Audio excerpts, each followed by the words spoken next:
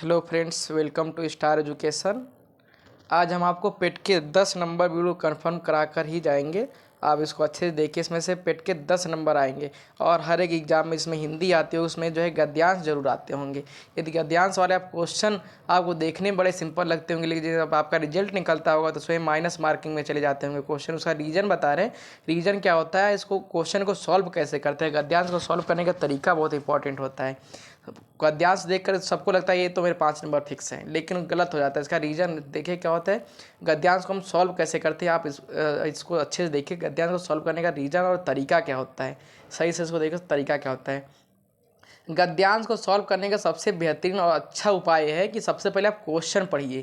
Question क्या दिए हुए हैं, क्वेश्चन यदि आप पढ़ लिए, क्वेश्चन पढ़ने के बाद फिर एक बार हल्की हल्की नज़रों से केवल आपको गद्यांश देखना है, फिर आपको उसमें जो आंसर मिल जाएगा। यदि आप सोचें कि गद्यांश पढ़कर फिर हम क्वेश्चन पढ़ेंगे, तब आप फंस जाएंगे।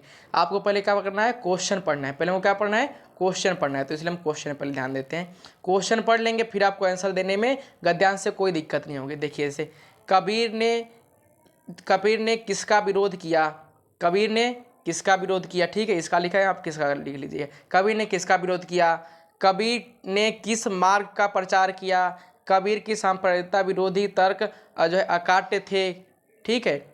ये क्वेश्चन आप पढ़ लीजिए पहले। क्वेश्चन यदि आपको याद रहेंगे तो आप थ्योरी जब लगाएंगे तो उसमें जो इजीली से फाइंड आउट कर सकते हैं आसानी से, ठीक है। तो देखिए दूसरा इसका क्वेश्चन क्या था, कबीर ने किस दृष्टिकोण को अपनाया, संत कबीर ने प्रस्तुत किया। अब क्या प्रस्तुत किया, अब ये सब आपके दिमाग में कितने सारे क्वेश्चन पांचों फिट हो गए, तो आप थ्योरी एक बार देखेंगे तो फटाक से आंसर दे देंगे। चलिए थ्योरी देखते हैं, इसके मतलब गद्यांश पे देखते हैं। गद्यांश में अब देख, गद्यांश जैसे पढ़ते रहेंगे आपको फटाफट आंसर मिलता रहेगा। देखिए देखिए जैसे लिखा है, थोड़ा जूम कर देते हैं आपको दिखे अच्छे से। देखिए, कबीर ने समाज में रहकर समाज को बड़े समीप से निरीक्षण किया। समाज में फैले हुआ बाह्य आडंबर, भेदभाव, सांप्रदायिकता का उन्होंने पुष्ट प्रमाण देकर उसका विरोध किया। अब तुमको पता चल गया किसका विरोध किया था। उन्होंने दृढ़ प्रमाण देकर किसका किसका विरोध किया है, बाह्य आडंबर का, भेदभाव का, सांप्रदायिकता का, इनका सब क्या किया उन्होंने, विरोध किया। तो क्वेश्चन यहाँ से कन्फर्म हो गया। तो क्वेश्चन हमको दिमाग में फिट रहेगा तो आंसर डायरेक्ट ऐसे सॉल्व हो जाएंगे। दूसरा देखिए, किसी की हिम्मत नहीं हुई उनका अकाट्य तर्कों को काटने। क्यों अकाट्य तर्कों को काटने की हिम्मत नहीं, क्योंकि उन्होंने जो भी उन्होंने तर्क दिए वो कैसे दिए, प्रमाणित करके दिए, पुष्ट प्रमाण भी उन्होंने उसका दिया, इसलिए उनके शब्दों को कोई काट नहीं सका। ये तीसरा वो जो क्वेश्चन अभी दिखाया था उसमें आ जाएगा। उसके बाद दोस्तों, इस प्रकार उन्होंने समाज तथा धर्म की बुराइयों को सामने से सबके सामने से निकाल रखा। सबके सामने से, समाज में इतनी बुराइयां होती हैं उसको जो है सबके सामने निकाल रखा। ऊंचा नाम रखकर संसार को ठगने वाले नकली चेहरों को सबको सामने दिखाया। दीन दलित को ऊपर उठाने का उपदेश दिया और अपने वास्तविकता के सुधार, व्यक्तित्व के सुधार कर सबके सामने एक महान आदर्श प्रस्तुत कर जो है सिद्धांतों का निरूपण किया। जैसे बहुत सारे लोग होते हैं, जैसे पहले क्या था, पंडित, ब्राह्मण, ऐसे जो लोग थे, क्षत्रिय, ये जो अपना ऊंचा नाम रखकर जो है अपनी ज़मीन, उनकी ज़मीन, ये सब उनसे लगान वसूलना, कर वसूलना, पंडित लोग उन जो है ये सब मतलब जो अपने अपने कास्ट के अकॉर्डिंग जो नाम रख के उनसे जो है सब करवाया करते हैं। उसके बाद तो इसको जो इन्होंने सबको दूर किया और जो दलितों को ऊपर उठाया। उसके बाद कबीर को व्यक्तित्व इतना ऊंचा था कि उनके सामने टिक सकने की किसी की हिम्मत नहीं होती थी। टिक न सकने की मतलब ये हुआ कि उनके बातों का कोई जवाब नहीं दे सकता था, उनका कोई बात काट नहीं सकता था। उसके बाद देखिए, कर्म कांड तथा मूर्ति पूजा का विरोध किया। किसका विरोध किया, कर्म कांड तथा मूर्ति पूजा का विरोध किया और कर्म सेवा हिंसा तथा निर्गुण मार्ग का प्रचार किया। किसका प्रचार किया, कर्म सेवा हिंसा तथा निर्गुण का प्रचार किया। उसके बाद अपनी इनकी साखियाँ जो हैं कौन कौन सी, 3 साखियाँ बहुत फेमस है। साखियाँ शब्द रामायण, इनकी 3 रचनाएं जो बड़ी फेमस है। साखी शब्द रामायण किसकी फेमस है, इसके देखो जीएस के विषय को आपके क्वेश्चन तैयार हो जाएंगे, स्टैटिक जीके के भी। तो इससे देखिए 3 की शब्द रचनाएं हैं। साखी शब्द रामायणी का बोलचाल भाषा में रखकर सबके सामने जो है विशाल ज्ञान, इसके जरिए जो इन रचनाओं के जरिए जो है समाज के सुधार की इन्होंने जो है कार्य किया, इन रचनाओं को समाज में रखकर।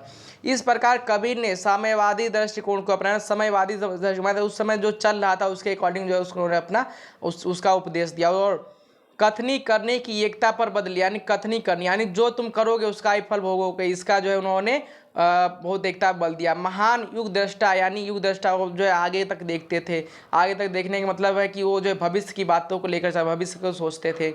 समाज सुधारक थे, महान कवि भी थे। उन्होंने हिंदू मुस्लिम और मुस्लिमों के बीच समन्वय की धारा प्रवाहित कर दोनों को ही शीतलता प्रदान की। तो आपको थ्योरी पूरी लर्न हो गई, समझ में आ गया, लर्न करने की जरूरत ही नहीं। देखो कबीर ने किसका विरोध किया? कर्मकांड, मूर्ति पूजा का, दलितों का, पंडितों का, सांप्रदायिकता का। किसका विरोध किया? कर्मकांड था, मूर्ति पूजा का। उसके बाद कबीर ने किस मार्ग का प्रचार किया? वाय आडंबर का, मूर्ति पूजा का, निर्गुण मार्ग का, सांप्रदायिकता का, निर्गुण मार्ग का। इसका निर्गुण मार्ग का प्रचार किया। तो कबीर ने सांप्रदायिकता विरोध तर्क अकाट्य थे क्योंकि वे इनसे व्यक्तिगत लाभ उठाना चाहते थे। बिल्कुल गलत, व्यक्तिगत लाभ वो नहीं उठाना चाहते, तो समाज सेवी थे, तो व्यक्तिगत लाभ नहीं उठाना चाहते थे। ठीक है, उसके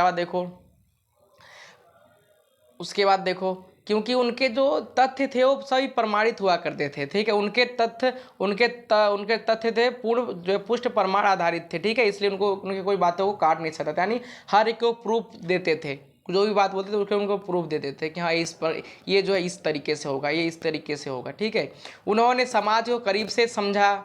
वो एक कर्मकांड तथा मूर्ति पूजा के विरोधी थे। तो इसमें कौन सा ऑप्शन सही हो जाएगा? उनके तथ्य जो है पुष्ट प्रमाणित थे। उसके बाद कबीर ने किस दृष्टिकोण को अपनाया था? समयवादी दृष्टिकोण को अपनाया था। भक्ति मार्ग को तो उन्होंने मार्ग को अपनाया था, ज्ञान मार्ग तो उन्होंने कौन से दृष्टिकोण को अपनाया?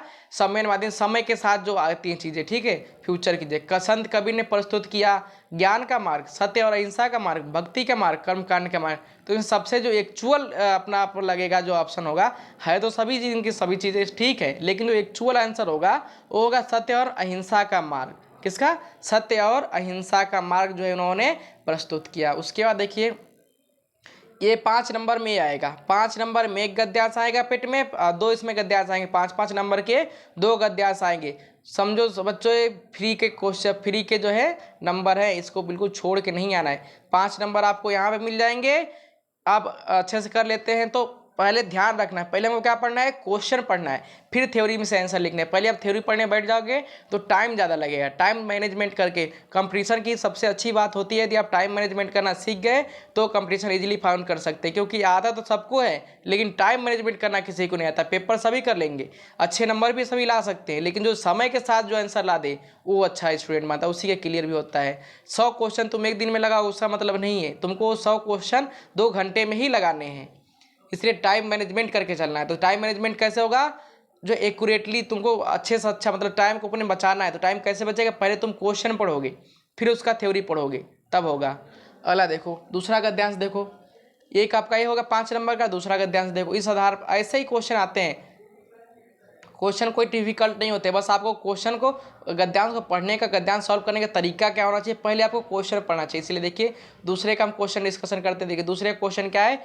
मनुष्य की दशा सदैव कैसी रहती है? क्वेश्चन फिट हो गया दिमाग में? जब आप थ्योरी पढ़ेंगे तो उसमें आंसर दिख जाएगा आपको, डायरेक्ट आपको उसमें आंसर दिखेगा। उसके बाद दूसरा देखो क्वेश्चन क्या कह रहा है?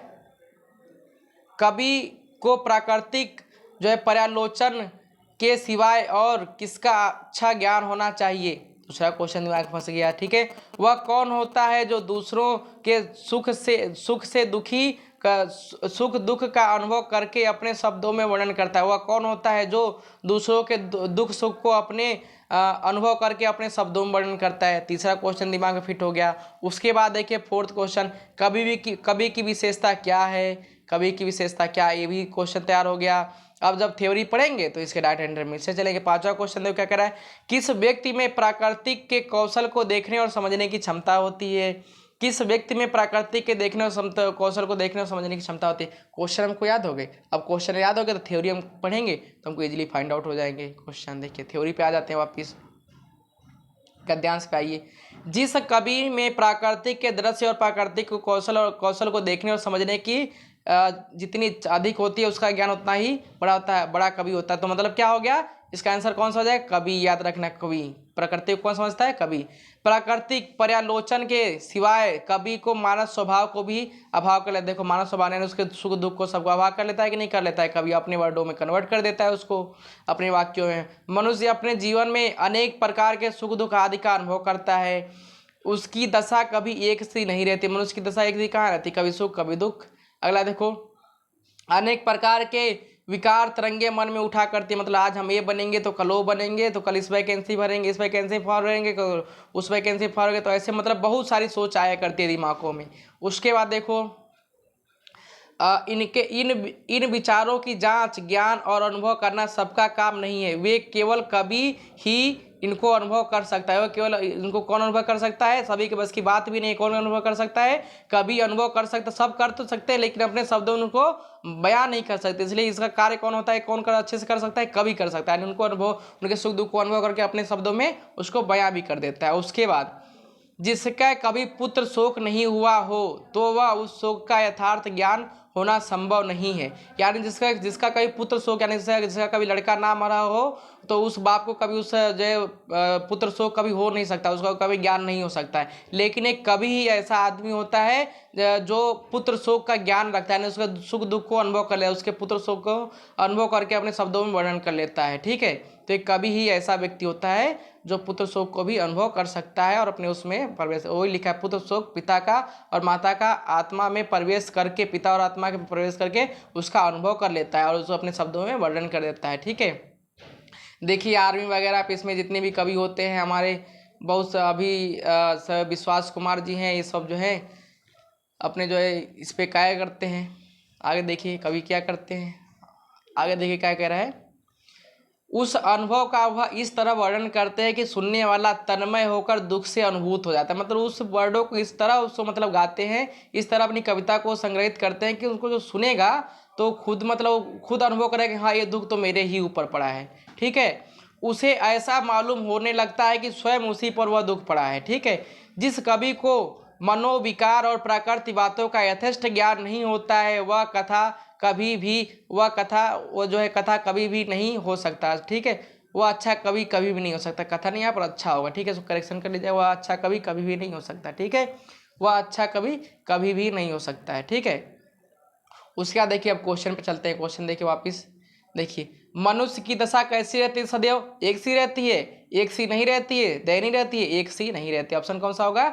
एक सी नहीं रहती है, हमेशा बदलती रहती है। हमेशा क्या होती है? बदलती रहती है। उसके बाद देखिए क्वेश्चन, कवि की प्रकृति पर्यालोचन के सिवाय उसका अच्छा ज्ञान होना चाहिए। मानव स्वभाव की आलोचना का, सुख दुख का, भगवान का, मानव की प्रकृति का, मानव स्वभाव का। ठीक है, उसके बाद वह कौन होता है जो दूसरों के सुख दुख को अनुभव करके उसका अच्छे अपने शब्दों में अच्छे से वर्णन करता है? कवि होता है। भगवान होता है, चिकित्सक होता है, कवि होता है, शिक्षक होता है। कौन होता है? कवि होता है। उसका कविता की विशेषता क्या है? कविता की इतनी सारी कविताएं पढ़ लो, इसकी विशेषता क्या है? कविता की विशेषता है कि दूसरों के दुखों में वर्णन करना। ठीक है, दूसरों की पीड़ा को अपने शब्दों में वर्णन करता है। कौन कर सकता है? केवल कवि ही कर सकता है। दूसरों के शब्दों को, दूसरों की पीड़ा को अपने शब्दों में वर्णन करता है। उसके बाद देखिए, दूसरे के प्राणों को वर्णन करना नहीं, गलत है। परमाणु को वर्णन करना, अच्छा लेखन होना के भी गलत है। मानव की शिक्षा देने वाला होना चाहिए, भी गलत है। अगला देखिए क्वेश्चन 5 नंबर क्या कहता है। जिस व्यक्ति में प्रकृति और कौशल को देखने और समझने की क्षमता होती है वह होता है धनी व्यक्ति। कवि गरीब व्यक्ति, अच्छा दृष्टि वाला, गलत। कवि व्यक्ति जिसको प्रकृति को समझे और देखे, उसको नेचर की ब्यूटी जितनी है उसको अपनी लैंग्वेज में कन्वर्ट करे, ये सब कौन देख सकता है? एक कवि ही देख सकता है और अपने शब्दों में वर्णन करता है। दोस्तों तो आपके 10 नंबर जो है कन्फर्म होंगे, 5 उसके, 5 पहले वाले गद्यांश के, 5 इस वाले गद्यांश के। तो इसी प्रकार से जो है गद्यांश आते हैं पेट के एग्जाम में 10 नंबर के, यानी 10 नंबर के आज आपको बिल्कुल कन्फर्म करके ही इसको 2-3 बार देखिए। और पैराग्राफ तो बदल के आएंगे तो जरूरी थोड़ी नहीं पैराग्राफ है, लेकिन उसको फाइंड आउट कैसे करना है क्वेश्चन को, ये आप में हम तरीका बताएं। पहले हमको क्या पढ़ना है? क्वेश्चन पढ़ना है, फिर गद्यांश पढ़ना है। ठीक है, इससे आपके आसानी से जो है क्वेश्चन जल्दी से सॉल्व हो जाएंगे। आपका समय बचेगा, तो ये समय आप जो है मैथ पे दे सकते हैं, और किसी सब्जेक्ट पे दे सकते हैं, और किसी क्वेश्चन पे दे सकते हैं। इसीलिए जो है पहले क्वेश्चन पढ़ के जल्दी से जल्दी गद्यांश सॉल्व करने की कोशिश करना। ये समझो फ्री के नंबर हैं, ऊपर आंसर लिखा है, नीचे तो उसको लिखना है, टिक लगाना है। तो ये जो है लेकिन टिक कैसे लगाना ये तुमको समझना और जो है अच्छे से करना ये तुमको आना चाहिए। पहले क्वेश्चन पढ़ना, फिर गद्यांश पढ़ना, और जो है इससे आपके 10 नंबर 2 गद्यांश आएंगे पेट में। 5-5 नंबर के 2 गद्यांश आते हैं तो आपके 10 नंबर यहाँ से आपके क्या हो जाते हैं, कन्फर्म हो जाते हैं। 10 नंबर आपके यहाँ हो जाते हैं, यहाँ से कन्फर्म हो जाते हैं। तो आपका 10 नंबर यहाँ से तैयार हो गया। ठीक है, तो और भी हमने जो है स्टैटिक जीके वगैरह की और हिंदी की भिन्नार्थक शब्द हो गए, अनेक शब्दों के एक शब्द हो गए, ये सब हमने वीडियो जो है अपने चैनल पे डाल रखी है। तो आप वहाँ से जाके लिंक जो है शेयर देख सकते हैं, हमारे चैनल पे जाकर देख सकते हैं। लिंक भी हमने डाल रखा है डिस्क्रिप्शन बॉक्स में, तो आप देख सकते हैं इजीली और जो है अच्छे से अपना एग्ज़ाम दे सकते हैं। आप महत्वपूर्ण सभी जितने भी क्वेश्चन होते हैं अर्थव्यवस्था के हो गए, इतिहास के हो गए, सभी हमने उस पर शेयर कर रखे। तो आप जाइए देखिए और आपका एग्ज़ाम अच्छा हो। Best of luck. और स्टार एजुकेशन के साथ जुड़े रहने के लिए धन्यवाद। और जो है इसको यदि आपका सेशन अच्छा लगा हो तो लाइक शेयर एंड सब्सक्राइब करना ना भूलें। धन्यवाद दोस्तों।